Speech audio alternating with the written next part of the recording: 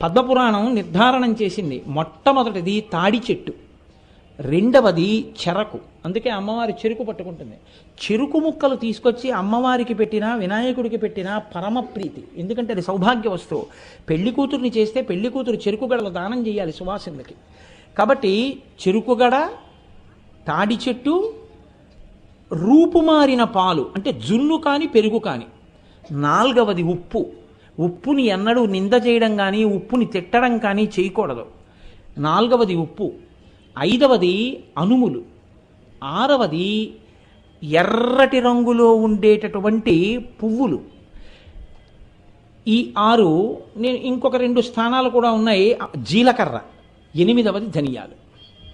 ఈ 8 అమ్మవారి సౌభాగ్య స్థానాలు. ఈ 8 అందుకే మనం ఎప్పుడైనా పెళ్ళవుతోందన్నా జీలకర్ర బెల్లం కలిపి నూరే పెడతాం.